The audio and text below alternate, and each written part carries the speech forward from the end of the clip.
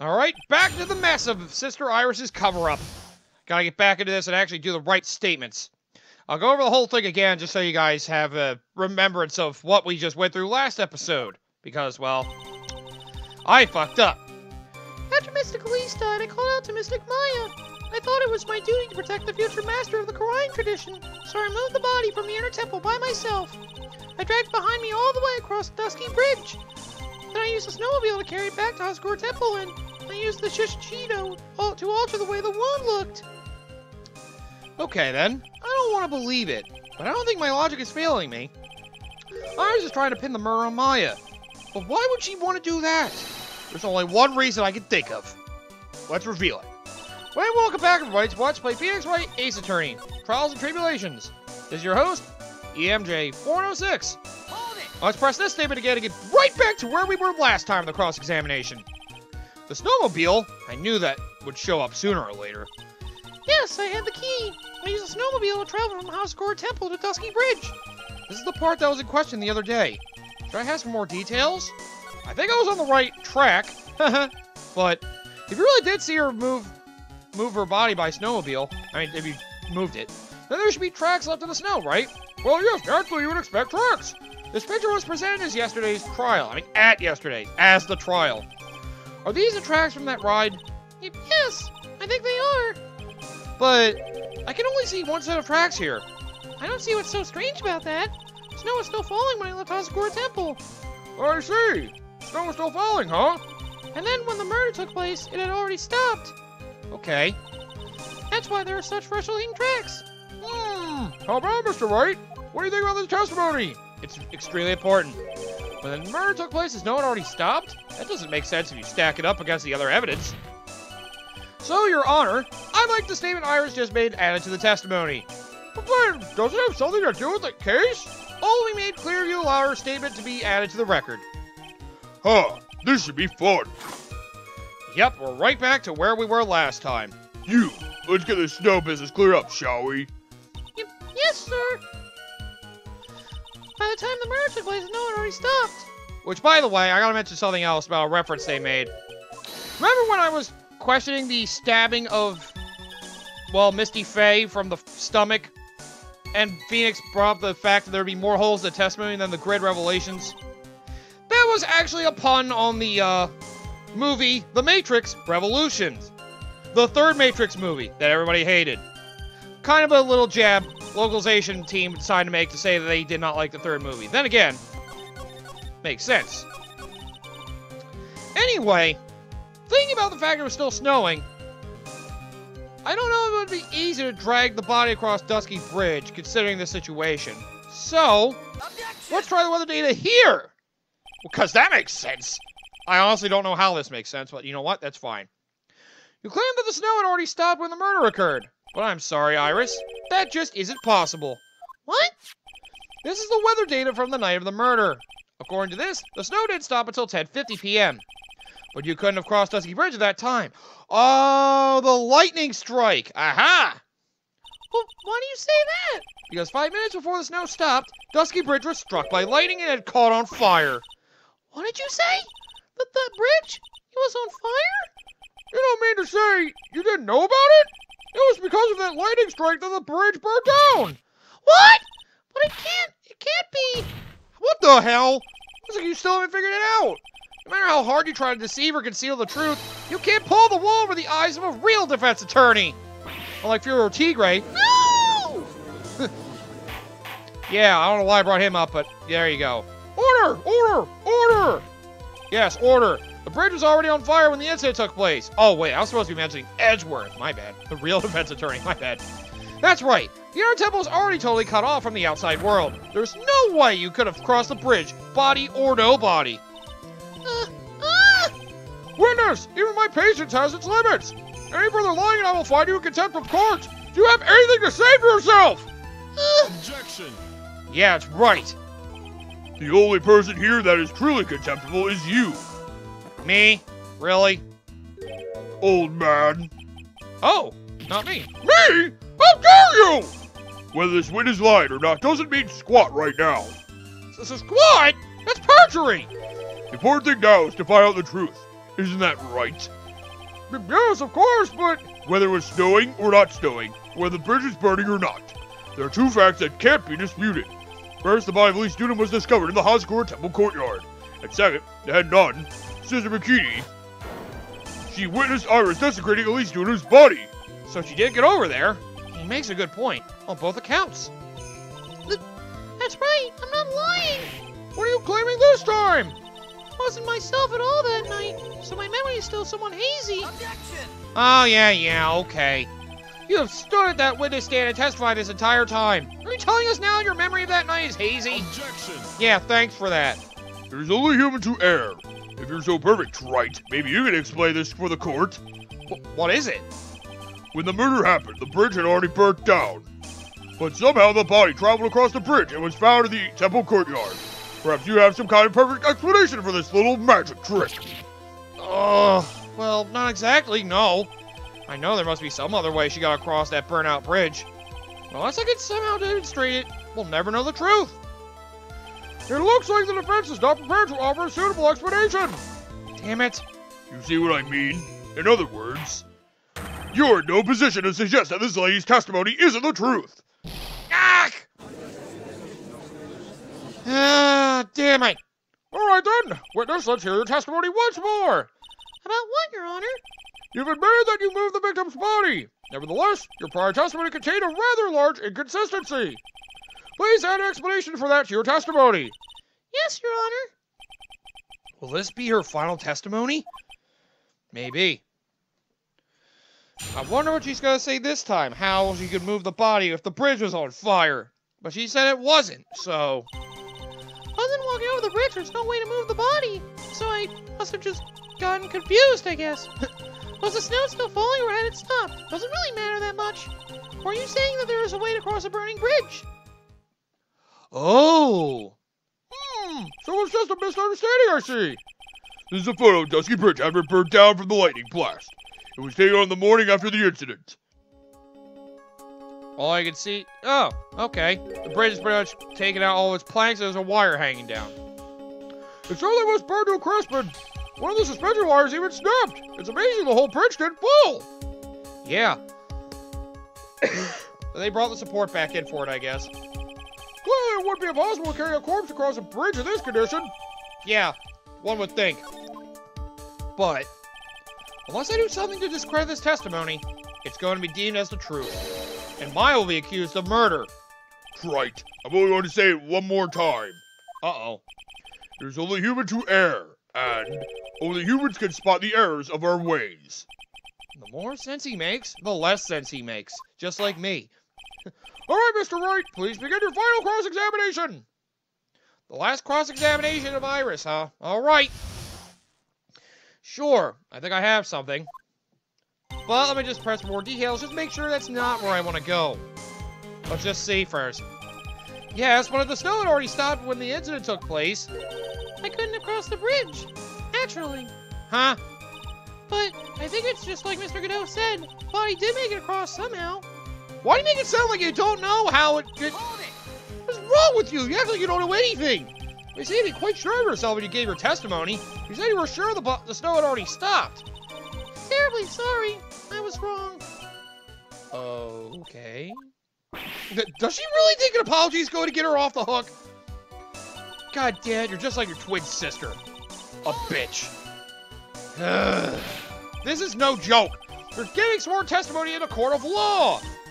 Oh, Mr. Wright, let me ask you a question. Do you remember what the weather was like 1 week ago today? Huh? Oh, well, actually, it was, the weather sucks. You see? It's not that easy to remember, is it? Shut up!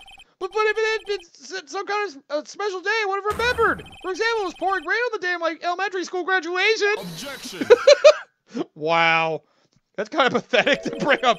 No one wants to hear about your childhood traumas, Trite. What? Well, they're my traumas! I didn't get this on my chest. I need therapy! By the time the murder took place, the snow had already stopped. If you insist on obsessing over that one statement, let's see the proof. Show some evidence that the body somehow crossed the bridge while it was on fire. I do have something. Hold it! I'll go over that in a bit. Well, I don't see why there couldn't be a way across. Mr. Wright, don't you think that sounds a bit silly? A dead body crossing a burning bridge. Did anyone actually witness such a thing? Huh. If there was, I don't think you'd call someone like that a witness. Huh, about that. After all, a dream isn't the same as actually seeing something. I've come all this way, so I owe it to everyone to figure this out. How do you transport a body across a burning bridge? Even if I don't know the exact answer yet, it's okay. I'll start by examining all my evidence and see where that takes me. I've got to be like a shark. If I don't keep moving, I'm as good as dead. Those frickin' whales, man. Those giant-ass whales. You never know where they're gonna get you. So yeah, if I move the body across the burning bridge, we have something that shows that happened. So, a dead body flying over a burning bridge. I wouldn't exactly rule out the possibility. Ooh, what?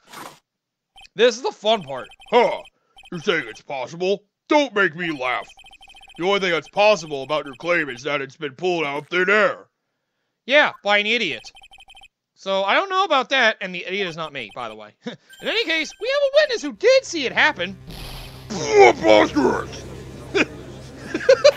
Yeah, it's very unbelievable, I know. Who is it? Who is this witness? I can't check it out here. I've got to keep on the attack and go, go, go! Mr. Lee Studham's brilliant and highly gifted apprentice, Laurie Studham! Brilliant? Highly gifted. Apprentice? Remember what he said in his testimony. That night he was at the Mountain Shack, Heavenly Hall, and that's when he witnessed the event. I think you've all seen this sketch before. Actually, I don't think any of them have. It's an exact drawing of what he witnessed that night. Are you serious? Today's not April Fool's Day, is it? No, we're way past that, Judge. Mr. Wright, are you seriously claiming that the victim flew through the air? And you're using this pathetic scribble to support your argument? Uh-oh. The judge looks like he's about to blow a gasket. Huh. Well, it's right. There's nowhere for you to hide now. Other than looking like it was drawn by a 6-year-old, does this sketch prove anything? Yes, I'm pretty sure it does, and I'm going to prove it. Listen, I know your tricks. You're trying to turn this whole thing upside down. Yes, I am. If you're so eager to turn this case upside down, why not start with this sketch? Upside down? Why did Godot say that? Alright then, let's hear the defense's theory.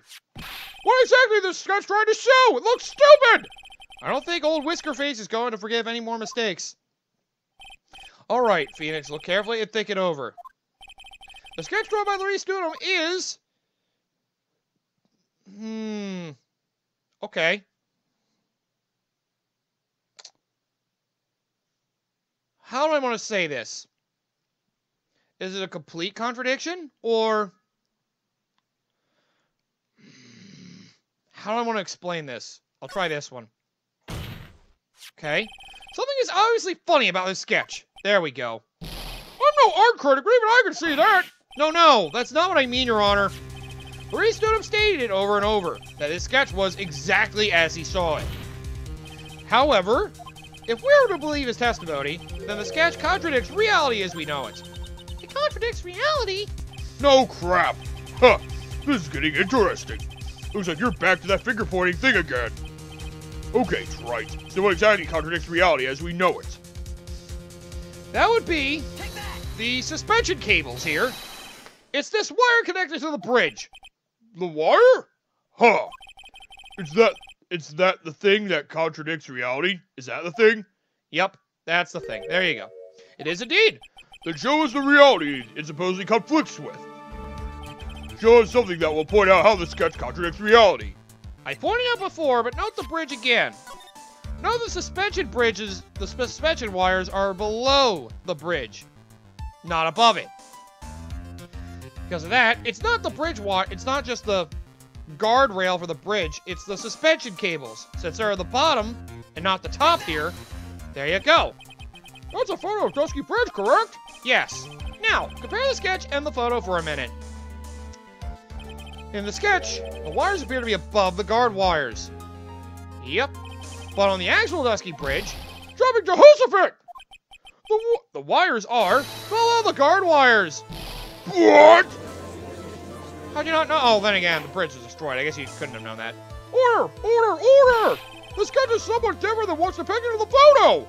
However, Isn't it likely that the artist just saw it wrong? Perhaps he just drew it wrong. Either way, it sounds like you're just wrong. Nope, I am right, bitch. That's my name after all. With someone like Maurice, I admit a mistake is a definite possibility. But then that begs the question, why did he make a mistake? What was the reason? Are you saying you know the answer to that? Yes. Listen! Think back, alright? Remember what Maurice was doing when he witnessed this event? He was at Heavenly Hall waiting for a lover that was never going to come. He waited and waited, and finally he laid down. He lay down, and then the lightning happened. But then lightning shoots from the sky and sets the bridge aflame. Now ponder what sort of position Maurice must have been in at the time. He was lying on his back, which is why he remembered the scene the way he did. He was lying on his back? I can't see how it relates. But it does, Your Honor. That explains things. And that is the reason why the wires of the sketch go up instead of down. Oh! Ugh, no way. Maurice stood and witnessed the event while he was lying on his back, face up. In other words, the scene that he saw was actually upside down. There you go. That's how the photo makes sense, finally. I mean, the sketch. So the sketch should actually... I think you finally get it, Your Honor. The correct way to view Maurice Student's sketch is like this. So this is how it should actually look. So she went under the bridge now. Makes a little more sense, actually. The victim's body wasn't flying above the bridge. It was actually swinging below. That's right, just like a pendulum. Ridiculous. Man, this crowd needs to calm down. Order! Order! Order! Oh, God damn it! Of all the things to say, a pendulum. The bridge was burning to a crisp. There was no way to get across it. But if the body had been found in the inner temple, it would have caused problems. This is where the criminal decided to take a gamble. They used the burning bridge to get the body across to the other side. And a pendulum was the only way to get it done. Objection. I think I'm right here. Let's think about this for a minute, shall we? Dusky Bridge is about 20 yards long, which means it's about that far from the inner temple to the opposite cliff. Yes, that sounds right. In order to cover that distance of the pendulum, you need a rope at least 10 yards long. To get a rope that long, you'd have to plan ahead. I mean, maybe, but there's something there, thankfully. The lightning strike that night can only have been an accident, so it doesn't make sense that the culprit would have prepared the rope beforehand. So then, they didn't have to get the rope ready. The rope was already right in front of them. What? I'm saying that it was just a matter of using what was already there. In that case, Mr. Wright, please give us an explanation to support your theory. What makes you think the criminal had the rope on the head to create a pendulum? Remember this photo. Why is it that only one of the suspension wires are out? And it's very long. So, and the meaning of this is... if you want to know where the rope came from, it's hanging right there in front of your glorious beard. Ah! This is one of the wires from the bridge! Uh-huh. When the lightning struck the bridge and set it on fire, one of the suspension wires came loose from its anchor. The criminal didn't have any time to waste, so they tied the wire around Lee Studham's body and flung it across the bridge like that. Beautiful, huh? That's how the body got across. Because there is simply no other way to move the body. So, what do you think? Huh! That's right, you chug that coffee down. I guess that means we're speeding up in this trial. He's chugging that one down. Mr. Godot? I guess he's panicking. It seems Mr. Godot is more focused on his coffee than answering my question. Okay, then it seems that the odds of a rope being readily available were very high. So I suppose that it's not an impossibility after all. Objection. Okay, there he is. Possible or impossible, that's not the question we need to ask. There's only one question. Did that really happen? Right. I wonder if you can prove what happened to us. Do you have any actual evidence that the body was swung over like a pendulum? I think. The autopsy? Before I present my evidence, let me review what we know so far. According to this photo, one of the wires snapped. And, looking at the map, we can see it's the one that was in front of the inner temple. So then, that was the spot where the criminal... Yes, precisely. Now let's consider the body's movement by looking at the overhead map again. If the body was pushed from this point here, then it would land over here. It would drop on the opposite bank at approximately this point. Did you say drop? Well, they must have failed to catch the body on the other bank. What? What makes you think something like that happened? Because I have evidence that suggests her body dropped some distance. What kind of evidence? Take a look at this autopsy report. It says here that her body fell about 10 feet after her death. 10 feet, huh? That's most likely the height difference between the two sides. The body overswung due to forward momentum, but then came loose and fell about 10 feet. And then, as a result of the landing impact, this crystal sphere was knocked loose.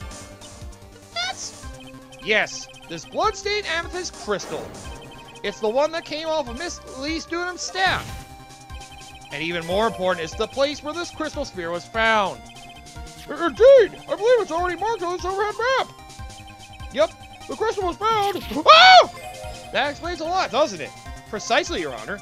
In the very spot where the pendulum would arrive if given the right amount of speed. Yes! Got it. This explains your theory quite well, Mr. Wright. You have provided us with the way the body could have been moved that night. What the hell? An impressive deduction, Mr. Wright. Most impressive. And yet I got coffee thrown at me. Mr. Wright! I thought this cold coffee might help cool you down. What's the meaning of this, Mr. Gateau? You look like you could use a cup. I don't like iced coffee. I don't like coffee in general. I've been over this with you. That was a dark and bitter guess that you made, Wright. But you forgot about one thing. Oh? And what would that be? The aroma. Huh? What do you mean, the aroma? A coffee's most reliable accomplice is its deep and profound aroma. Okay. The rest of the court doesn't speak coffee-nese. Can you elaborate a bit more? If the criminal had sent the body to the other side like you say, then naturally there must have been an accomplice lying in wait to catch it. An accomplice? The criminal wasn't able to cross Dusky Bridge. So, who collected the body? What do you have to say about that, Wright? Ooh. Mr. Goodell is correct. This can't be the work of a single person. Well, Mr. Wright, you know what you must do. Yes, Your Honor. The body couldn't have made it to Oscar Temple without an accomplice. But... Very well then, if you please, Mr. Wright. What was the person that received the body on Oscar Temple side? This is gonna be really weird, but work with me here. Only one person could have ridden the snowmobile to carry the body over, and she was over there to stab it with the shishishito. So, making sense, it can only be Iris on that side. It can only be you, Sister Iris. Huh? Ah! But I don't see why you're so surprised. The only way to transport the body from Dusky Bridge is by snowmobile. But with her bad back, Sister Bikini could never pick up a body like that. You're the only one that could have managed Objection. it. Yeah? Right. Were you even listening to the witness's testimony? On the night of the crime, this little cutie pie was on cleanup duty in the Inner Temple Garden after the mother-daughter bloodbath. Or so you say. I haven't forgotten. But have you, Mr. Godot? This witness was also seen at Oscar Temple, desecrating the corpse of the victim. Strange indeed. It's almost as if, on that night, the defendant was in two different places at the same time. Yep. Sister Iris, let me ask you something. Why didn't you mention it when you first gave your testimony? mention what? The pendulum, of course. Using the sketch drawn by an eyewitness, I have established how the body was moved using the burnt-out bridge, which means it's now a fact that this occurred, something you should have already known. No, I had no idea. I didn't know anything about a pendulum. But the body couldn't have been passed along to the other side without your help. So you should have known about it. In fact, it'd be impossible for you to be clueless about this whole thing. Unless you're not really Iris to begin with. What? How did you say that, Mr. Wright? What? What kind of nonsense is this? You're saying this witness isn't Iris of Oscar Temple? Objection. And this is where the twist comes in. Are you serious, Wright? You mean this woman is... That's right. There's no one besides Iris that could have received the corpse that night.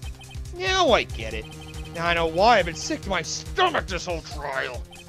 Why her whole demeanor changed so suddenly from yesterday. Yeah, note that her facial expressions changed since we ran into her in the second half of the investigation. Why she's trying to pin this murder on Maya. The woman that's standing there at the witness stand. Her real name is... Dahlia Hawthorne! I never thought I'd have to utter your name again, let alone see you. It's been a long time, Dahlia Hawthorne. Hawthorne? Sister Iris had a twin sister, and you're looking at her, Miss Dahlia Hawthorne. That name rings some bells. Distant bells, but bells nonetheless. Ha! It's just your imagination, Gramps. This file contains all the relevant data about Dahlia Hawthorne. Right, I guess he would have that as well, since you're a prosecution. Oh yes, I remember now. That case, 5 years ago. Yep. My name is Dahlia Hawthorne. I just want to say, it's an honor for me to be here in your noble presence. Yours are mine! No, the honors are mine! Yep, you remember now, don't you? What? According to this, Dahlia Hawthorne is already dead! It says her execution was carried out last month! Huh. Okay. Right. So what? Dahlia said there's no meeting in this courtroom. What? Yeah, that's right. Godot said he was dead before, too. So... Order! Order! Order! But wait a moment! How can you... My sister is already dead! What kind of... Don't you forget what you're doing here? Don't you just... You of all people should already understand. After all, the blood of the master of the Quran channeling technique flows within that body. The Quran channeling technique? Now where have I heard that? That's right. You're not Dahlia Hawthorne herself. You're the spirit of Dahlia, currently inhabiting the body of a spirit medium. Yeah, that's right, baby. What an exciting story. Exciting, but quite impossible. You're asking us to buy that Dahlia Hawthorne just happened to be channeled by someone? On the very night of the murder, to a temple where her twin sister, Iris, was? Well, if you're going to put things that way, then yes. Objection! Oh, come on. We're supposed to believe a coincidence like that just happens? Yes, we are, damn it. Naturally, it was no coincidence. The whole thing was part of a plan from the very beginning. It's all written right here in these instructions.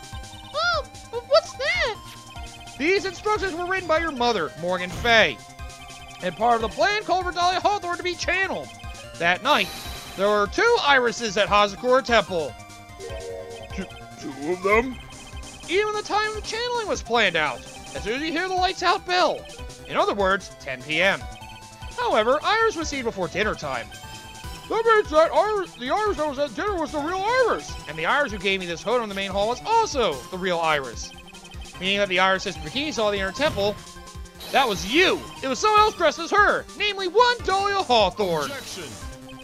Do you even know what you're saying, right?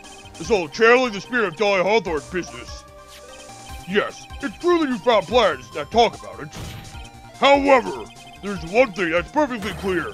The witness currently standing in the witness stand is the real Iris. What? Wait, what? How is that possible? How do you tell that? No way. Calm down and remember what you know about the night of the crime. Okay, After meeting Sister McGee, the Dahlia Hawthorne that had been channeled right. would have been stranded at the inner temple due to the lightning strike.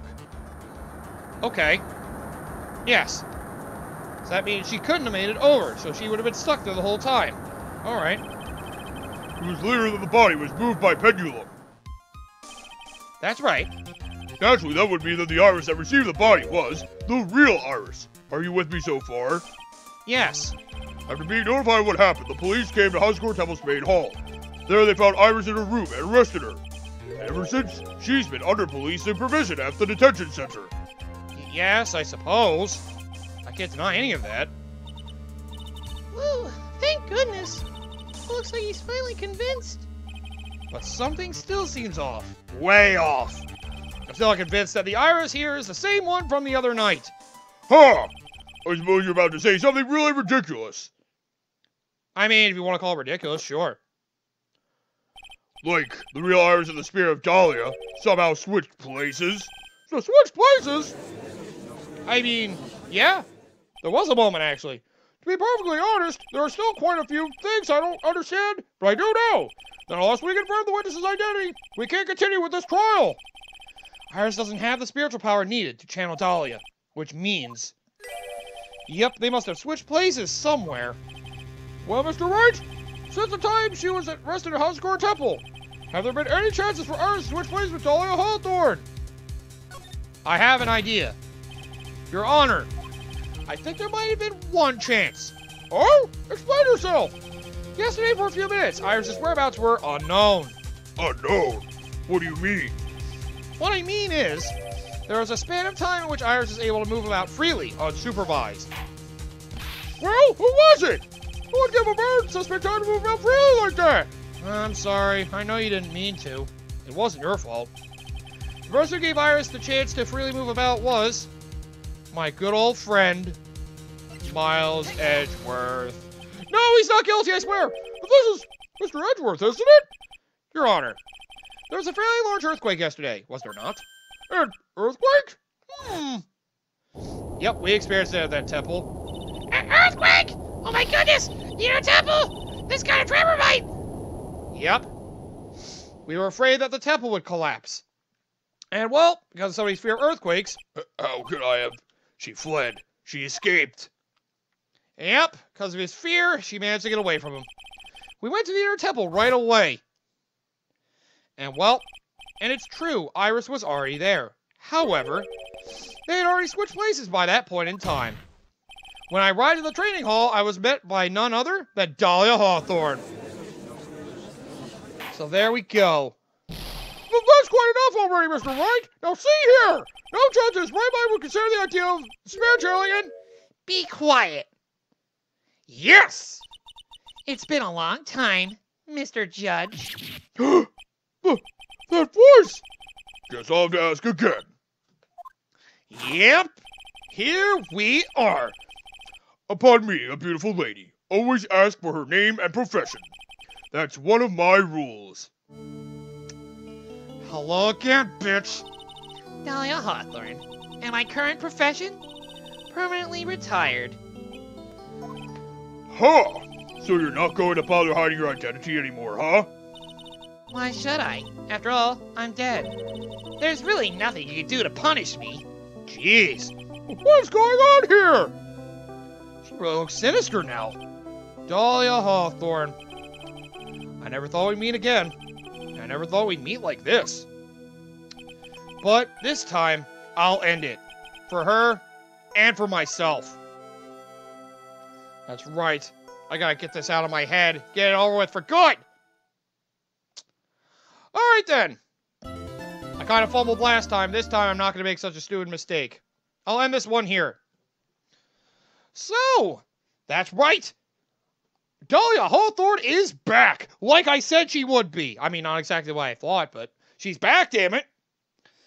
So that means she's currently being channeled since she's dead, and Iris doesn't have that power. So, how is Dahlia here? Think about it, it should be easy to figure out, but that's not what we're going to be discussing next time. It's going to be more her involvement with this and how she knew about everything, and possibly trying to convict her of the murder? I mean, honestly, I still have more information to dig into, but hey, we are going to have to battle Dahlia for the third fucking time! This time, she was hiding as her sister. Oh, God, this evil bitch. Why can't she just stay dead and get out of our lives forever? Come on, man!